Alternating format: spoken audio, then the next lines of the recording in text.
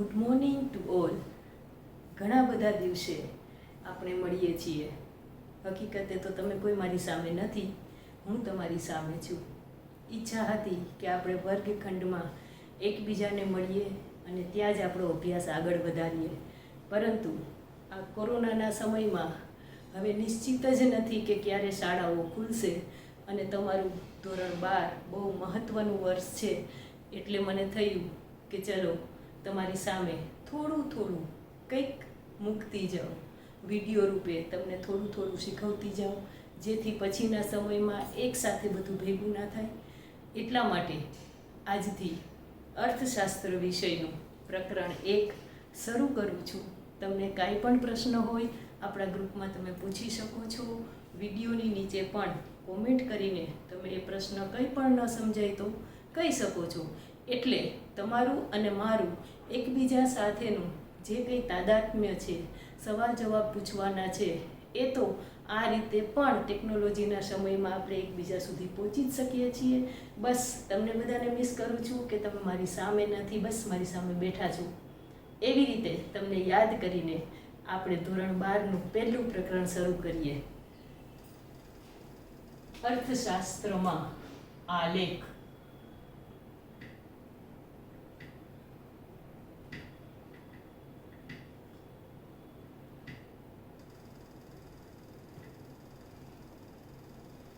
આમ જોઈએ તો અર્થશાસ્ત્ર વિષય હવે તમારા માટે નવો તો નથી જ. ધોરણ 11માં આપણે પ્રાથમિક માહિતી બધી જ અર્થશાસ્ત્ર વિશેની મેળવી લીધી છે. અર્થશાસ્ત્ર એટલે જ્યારે એને શીખવા જઈએ ત્યારે આર્થિક પ્રવૃત્તિ શબ્દ સૌથી પહેલો આવે, કારણ કે અર્થશાસ્ત્રમાં કેટલાય પ્રકારની પ્રવૃત્તિઓ થતી હોય. એમાં આપણે 11માં 2 પ્રકારની પ્રવૃત્તિ, એક આર્થિક અને એક બિનઆર્થિક, બહુ સરસ રીતે શીખીને આવ્યા છીએ. તમે મારી સામે હો તો 5-10 જણને ઊભા કરીને પૂછી પણ લીધું હોત કે આર્થિક પ્રવૃત્તિ કોને કહેવાય. આર્થિક વળતરની અપેક્ષાએ કરવામાં આવતી કોઈ પણ પ્રવૃત્તિ, જેને આર્થિક પ્રવૃત્તિ કહીએ છીએ. તો આવી અનેક પ્રકારની આર્થિક પ્રવૃત્તિ આપણે બધા જ કરી રહ્યા છીએ. જેને અર્થશાસ્ત્ર વિશેનું જરાય જ્ઞાન નથી, એવા લોકો પણ આર્થિક પ્રવૃત્તિ કરી રહ્યા છે. તમે શાક માર્કેટમાં જઈ 500 ગ્રામ ટમેટાં લેશો અને ઘરે આવશો તો એ પણ આર્થિક પ્રવૃત્તિ જ છે, કારણ કે વેપારીએ જ્યારે ટમેટાં વેચ્યા છે ત્યારે એને આર્થિક ઉપાર્જન થયું છે, આવક મળી છે. એટલા માટે આવી નાની આર્થિક પ્રવૃત્તિઓનો આખો સમૂહ જ્યારે ભેગો થાય ત્યારે આર્થિક ઘટના બનતી હોય છે. એટલે આજે આપણે જ્યારે અર્થશાસ્ત્રમાં આલેખ ભણવાનું છે ત્યારે અર્થશાસ્ત્રમાં આકૃતિ અને આલેખનું શું મહત્ત્વ છે એ ખાસ કરીને જોવાનું છે. અર્થશાસ્ત્રમાં આલેખ કઈ રીતે ઉપયોગી છે, કઈ રીતે માહિતીને સરળતાથી આપણને શીખવી શકે છે, આ બધી જ બાબતો આજે આપણે આ પ્રકરણમાં શીખવાની છે. તો સૌથી પહેલાં જે આર્થિક પ્રવૃત્તિઓ થાય છે એ પ્રવૃત્તિઓમાં આર્થિક વળતરથી કરવામાં આવતી, મેં કીધું એમ, જે કંઈ પ્રવૃત્તિઓ છે એ બધી જ પ્રવૃત્તિઓ ભેગી મળે છે ત્યારે બને છે એક આર્થિક ઘટના. અને આવી આર્થિક ઘટનાઓ કે જેને સમજવા માટે ઘણી બધી માહિતીઓ જોશે, અને ખાસ કરીને અર્થતંત્રમાં કેટલી બધી આંકડાકીય માહિતી. તમે અત્યારના સમયમાં જુઓ છો કે જે COVID-19 કોરોના આ ઘટના શરૂ થઈ પછીથી રોજબરોજ કેટલા બધા આંકડાઓ છાપવામાં આવે છે, ટીવી ન્યૂઝમાં આવે છે. જુદા વિસ્તારમાં, જુદા જિલ્લામાં, રાજ્યમાં, દેશમાં અને વૈશ્વિક સ્તરે કેટલા બધા કેસ છે. તો આ બધી જ આંકડાકીય માહિતી છે જે કોરોનાના સંદર્ભમાં છે.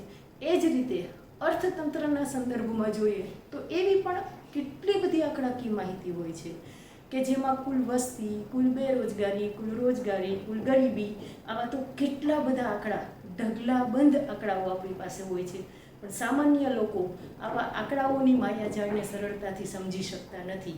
એ સમજવા માટે નિષ્ણાતોની જરૂર પડે છે. એટલે સૌથી પહેલાં તો આ બધી જ આર્થિક ઘટનાને સમજવા માટે અર્થતંત્રમાં થતી જેટલી પણ ઘટનાઓ છે એને સમજવા માટે શું જોઈશે તો કે આંકડાકીય માહિતી જોઈશે. જો આંકડાકીય માહિતી આપણી પાસે સારા પ્રમાણમાં અવેલેબલ હશે તો બહુ સરળતાથી આપણે આ તમામ પ્રકારની આર્થિક ઘટનાઓને સમજી શકશું.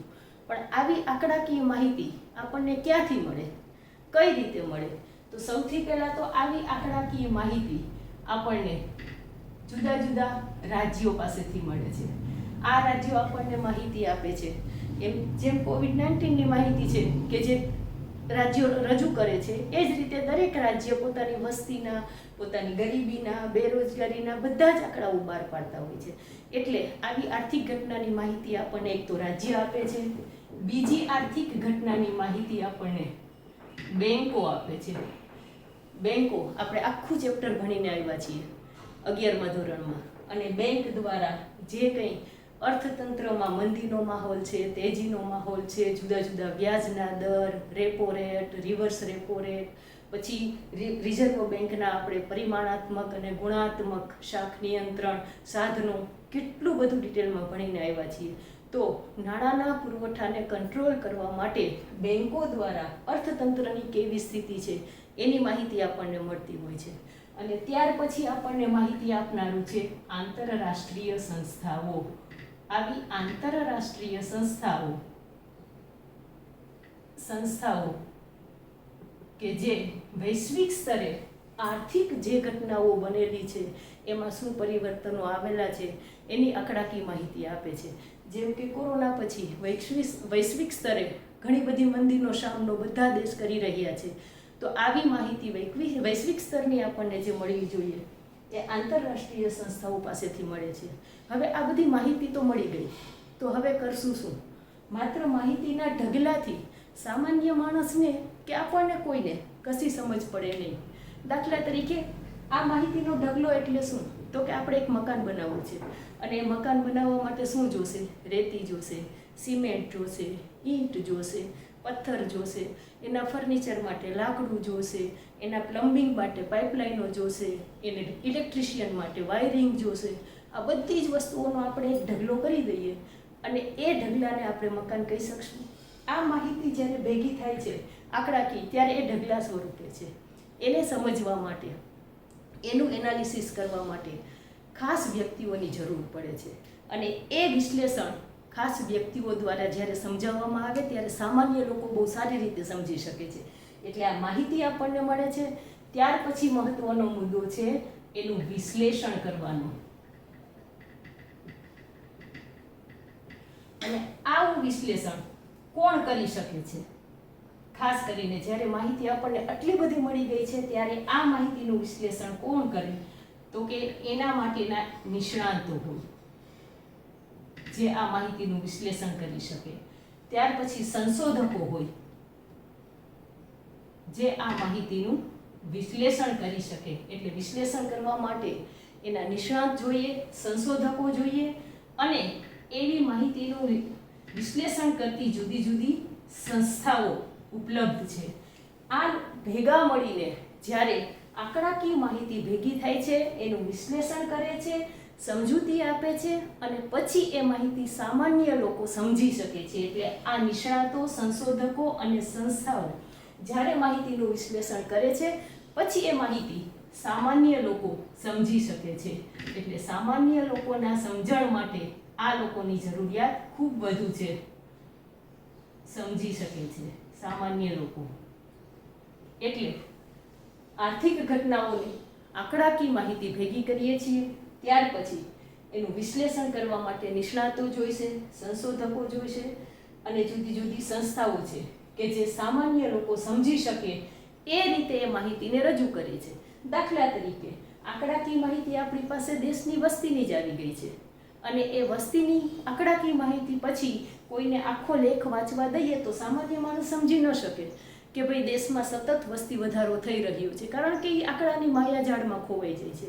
પરંતુ આ વિશ્લેષણને લોકો સારી રીતે સમજી શકે અને લોકો સમજે એવી રીતે રજૂ કરવા માટે આ નિષ્ણાતો છે કે સંશોધકો છે એને બે રીતે રજૂ કરે છે. એક તો આકૃતિ દ્વારા,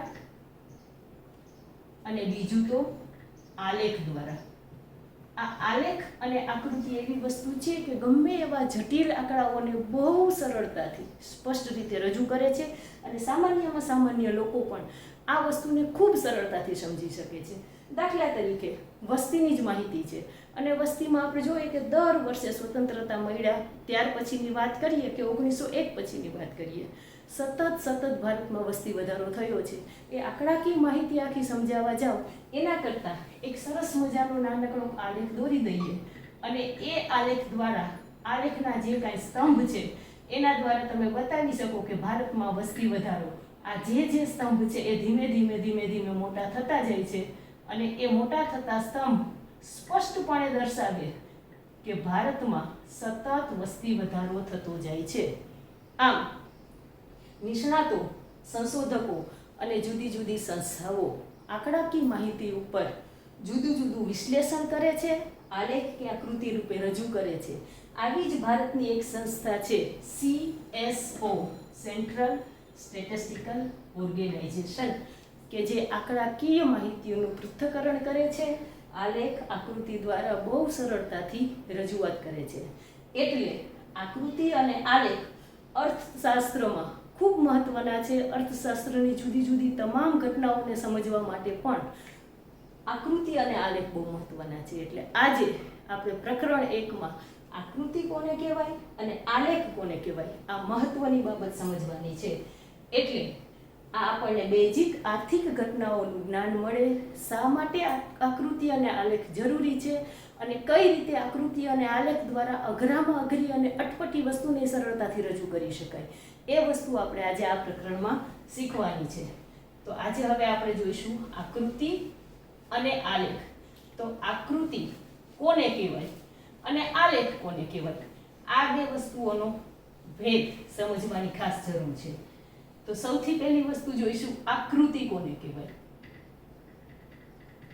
અને એની સામે આપણે જોતા જઈશું આલેખ કોને કહેવાય.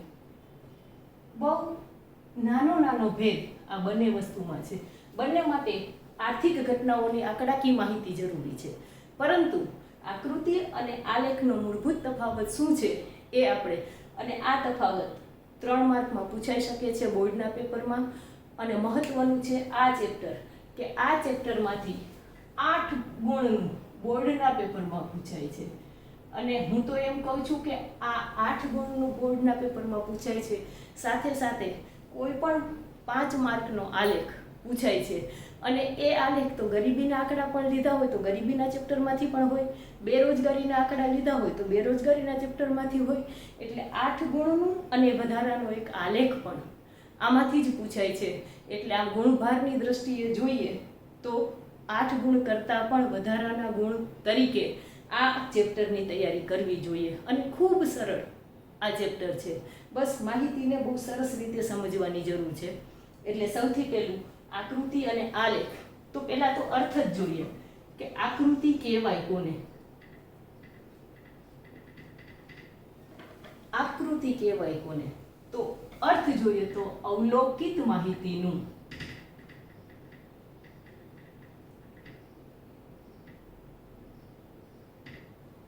ચિત્ર દ્વારા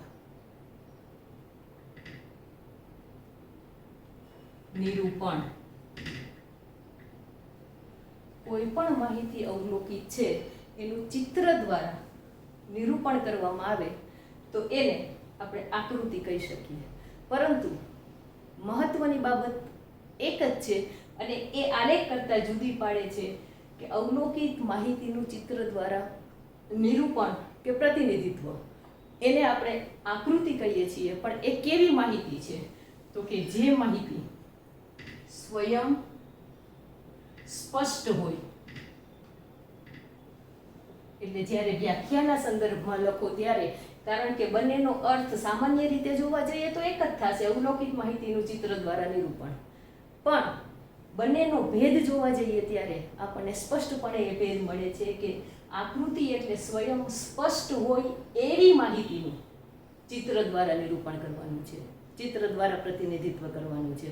એટલે મુખ્ય વસ્તુ આની વ્યાખ્યા, આકૃતિની વ્યાખ્યા યાદ રાખવા માટે, જે માહિતી સ્વયં સ્પષ્ટ હોય એવી અવલોકિત માહિતીનું ચિત્ર દ્વારા નિરૂપણ. તો એની સામે તરત જ આપણને આલેખની વ્યાખ્યા કે આલેખનો અર્થ સમજાઈ જશે, જેનો અર્થ અવલોકિત માહિતીનું ચિત્ર દ્વારા નિરૂપણ તો છે જ, પરંતુ સ્વયં સ્પષ્ટ ન હોય તેવી માહિતીનું, એટલે અવલોકિત માહિતીનું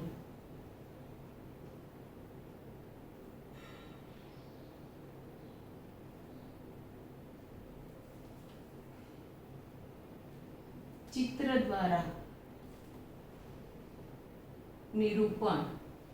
પરંતુ આલેખ છે એ પણ એક પ્રકારનું ચિત્ર જ છે, પણ ભેદ શું છે અહીંયા સમજવાનો છે. એટલે આલેખમાં સ્વયં સ્પષ્ટ ન હોય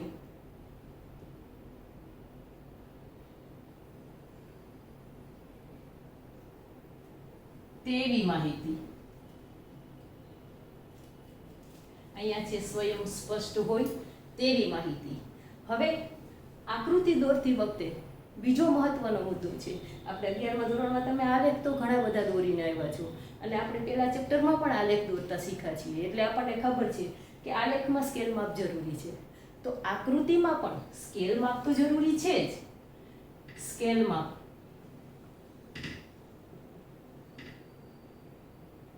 જરૂરી છે, આલેખમાં પણ સ્કેલ માપ જરૂરી છે, પણ ભેદ શું છે બંનેમાં?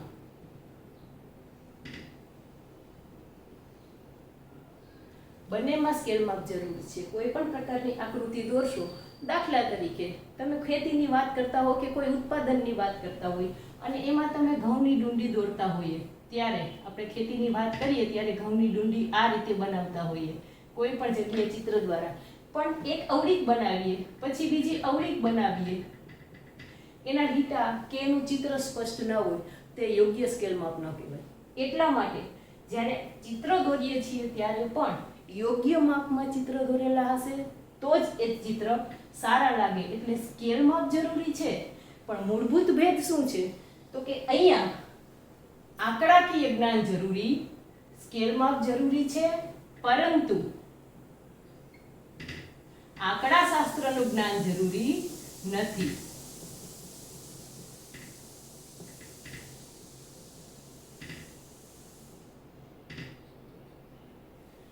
આલેખમાં શું થશે?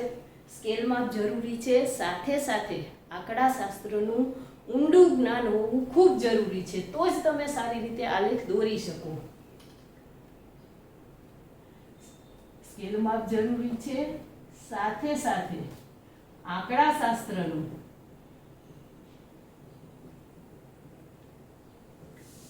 ઊંડું જ્ઞાન જરૂરી છે. એટલે આ તફાવત કે અહીંયા સ્કેલ માપ તો બંનેમાં જરૂરી છે, પણ અહીંયા આંકડાશાસ્ત્રનું જ્ઞાન બિલકુલ જરૂરી નથી. અહીંયા આંકડાશાસ્ત્રનું ઊંડું જ્ઞાન જરૂરી છે. ત્યાર પછી આકૃતિ અસતત આવૃત્તિ માટે દોરવામાં આવે છે, જ્યારે આલેખ છે એ સતત આવૃત્તિ માટે દોરવામાં આવે છે. તમે આંકડાશાસ્ત્રમાં આવૃત્તિ વિતરણ આખું ચેપ્ટર ભણી ગયા છો. સતત આવૃત્તિ અને અસતત આવૃત્તિ તમે બહુ સારી રીતે જાણો છો. એટલા માટે અસતત આવૃત્તિ છે, જ્યાં વર્ગ નથી ત્યાં આકૃતિ દોરવામાં આવે છે, જ્યાં વર્ગો આપેલા છે એ સતત આવૃત્તિ છે, અને ત્યાં આલેખ દોરવામાં આવે છે. એટલે આકૃતિ અને આલેખ માટે આ પણ એક મહત્વનો મુદ્દો છે. ત્યાર પછી આવે છે આકૃતિ દોરવા માટે કોની જરૂર પડે છે? આકૃતિ સામાન્ય વ્યક્તિ પણ દોરી શકે છે, કારણ કે આકૃતિમાં વિશિષ્ટ જ્ઞાનની જરૂર નથી. એટલે આકૃતિ સામાન્ય વ્યક્તિ પણ દોરી શકે છે.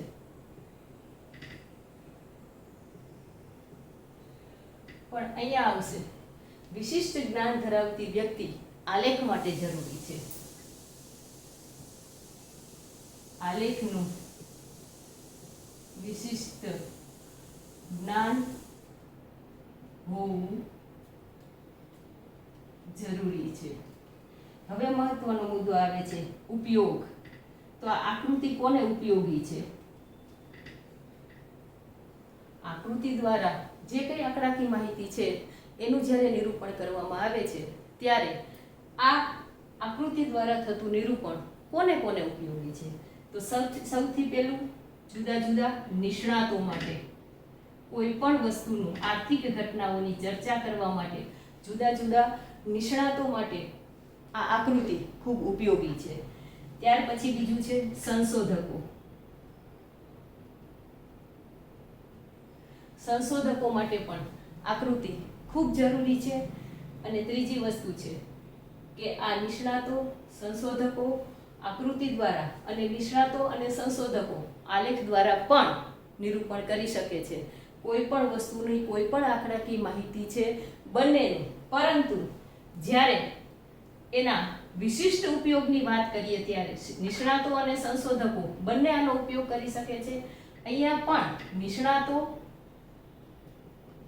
અને સંશોધકો બંને આલેખનો અને આકૃતિનો બહુ સારી રીતે ઉપયોગ કરી શકે છે. પરંતુ એના ઉપયોગ માટે સૌથી વધારાને ઉપયોગ જે કોઈ કરતું હોય તો છે જાહેરાત કરતી સંસ્થાઓ, વિજ્ઞાપન સંસ્થાઓ. આ વિજ્ઞાપન સંસ્થાઓ કઈ રીતે ઉપયોગ કરે છે? તો કે લોકોમાં જુદી જુદી વસ્તુઓની જાહેરાત કરીને એટ્રેક્ટિવ પેકિંગ કરીને એની ઉપર જુદા જુદા ચિત્રો બનાવીને અંદર એક નાનકડી ચોકલેટ હશે છતાંય ઉપર એટલું સરસ આકર્ષક ચોકલેટનું ચિત્ર હશે કે લોકોનું મન લલચાય. એટલે વિજ્ઞાપન કંપનીઓ કે સંસ્થાઓ છે એ ખાસ કરીને જુદી જુદી આકૃતિઓનું ખૂબ મહત્વ હોય છે અને એ એના વેચાણ માટે પણ ખૂબ મહત્વ છે. એટલે વિજ્ઞાપન સંસ્થાઓ એનો ઉપયોગ કરે છે. ત્યાર પછી રાજ્ય માહિતી આપવા માટે એનો ઉપયોગ કરે છે. જુદા જુદા પ્રકારની માહિતી આપવા માટે રાજ્ય દ્વારા પણ આકૃતિનો ઉપયોગ થાય છે. દાખલા તરીકે જુદા જુદા કેમ્પેન હોય છે વસ્તી ઘટાડવા માટે, અમે બે, અમારા બે, પછી એક દીકરી બે ઘરને તારે. તો આવી બધી વસ્તુઓ માટે જુદા જુદા કેમ્પેનમાં જુદી જુદી આકૃતિઓ, દીકરી છે, અમે બે, અમારા બે, એક ત્રિકોણ કરીને જે સ્લોગનો લખવામાં આવે છે. તો આ જુદી જુદી આકૃતિ છે. અહીંયા આલેખની ક્યાંય જરૂરિયાત ઊભી થતી નથી. અને ત્યાર પછી આવે છે સામાજિક સંસ્થાઓ. તો સામાજિક સંસ્થાઓ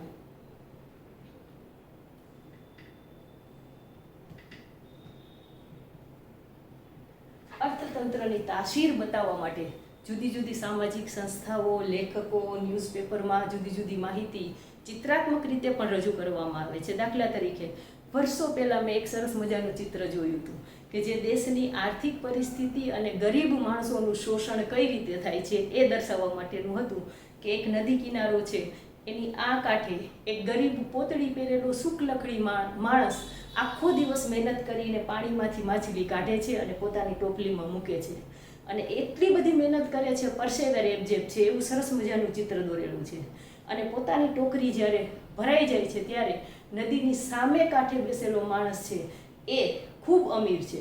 સરસ મજાની આમ છત્રીવાળી ખુરશી લઈને બેઠેલો છે એવું બતાવે છે. બાજુમાં ગાડી પાર્ક કરેલી છે અને એ આની ભરાયેલી ટોપલી છે એમાં જ એની સીધી માછલી પકડવાની જે કંઈ પિન છે એ નાખે છે અને એમાંથી જ સીધી માછલી પોતાનામાં લઈ લે છે. એટલે દેશમાં ગરીબોનું શોષણ અમીરો દ્વારા કઈ રીતે થાય છે એનું બહુ સરસ ચિત્રાત્મક રજૂઆત. એટલે સામાજિક સંસ્થાઓ છે એ આવા ચિત્રો દોરીને લોકોમાં જાગૃતિ લાવવાનું અથવા તો સરકાર સુધી પોતાના સંદેશ પહોંચાડવાનું કામ કરતું હોય છે. એટલે આકૃતિની વાત કરીએ ત્યારે સૌથી પહેલું અવલોકિત માહિતીનું ચિત્ર દ્વારા રજૂઆત અથવા તો નિરૂપણ કરવામાં આવે. મુખ્ય વાત છે કે માહિતી સ્વયં સ્પષ્ટ હોવી જોઈએ તો જ એને આકૃતિ કહેવાય.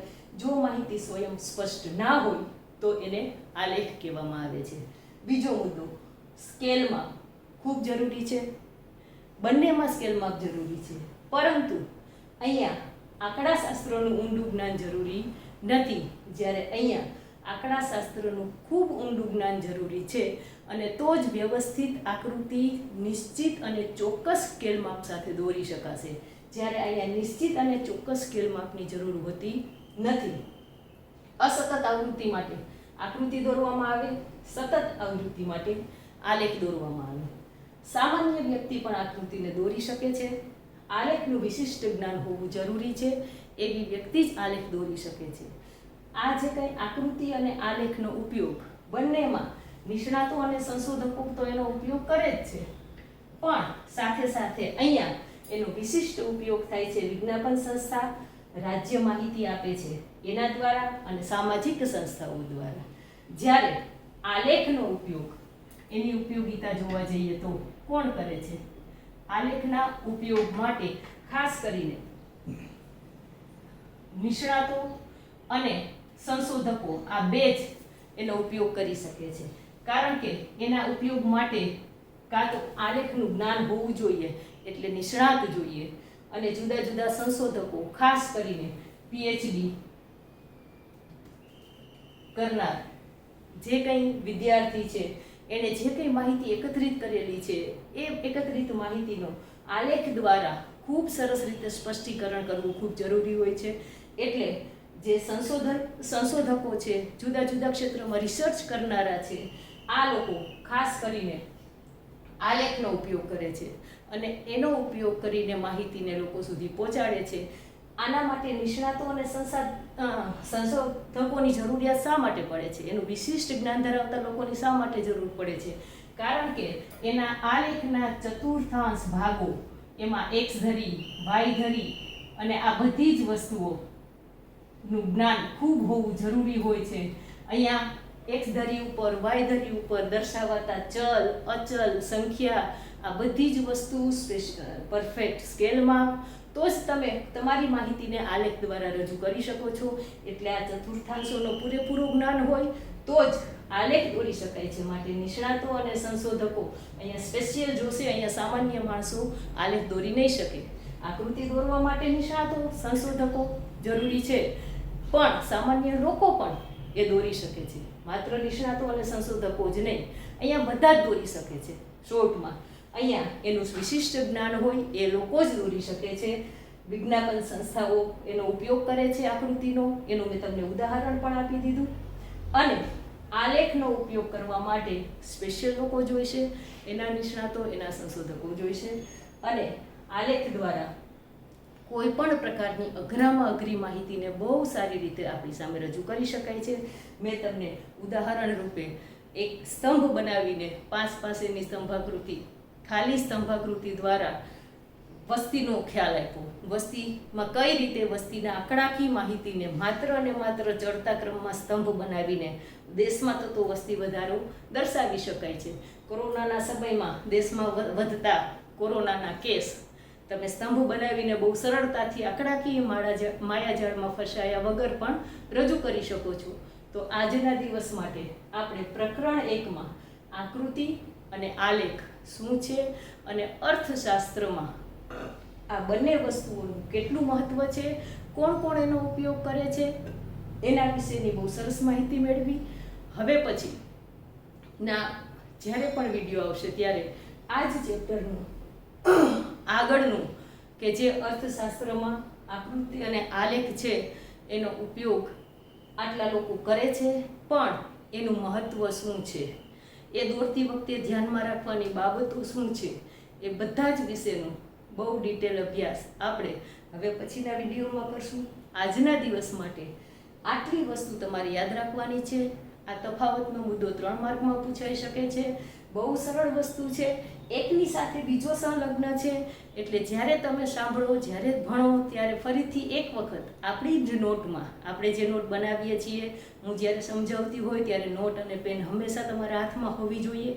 એ નિયમ અત્યારે પણ લાગુ પાડજો. જે મેં બોર્ડ વર્ક કરેલું છે એ આપણી નોટમાં થવું જ જોઈએ. જે આપણે નાની નાની વ્યાખ્યાઓ લખીએ છીએ એ હું 8-10 જણને ઊભા કરીને પૂછું છું. તો આ જ તમારે તમારી જાતને પૂછવાનું છે, અથવા તો તમારા મમ્મી કે પપ્પા કોઈની સામે બોલી જવાનું છે કે જો મને આ આલેખ અને આકૃતિનો તફાવત આવડી ગયો છે, મને આકૃતિ એટલે શું અને આલેખ એટલે શું, આ વસ્તુ બહુ સારી રીતે સમજાઈ ગયું છે અને છતાંય ન સમજાયું હોય તો હું છું. તમે કોમેન્ટ કરી શકો છો, બીજું માર્ગદર્શન પણ મેળવી શકો છો.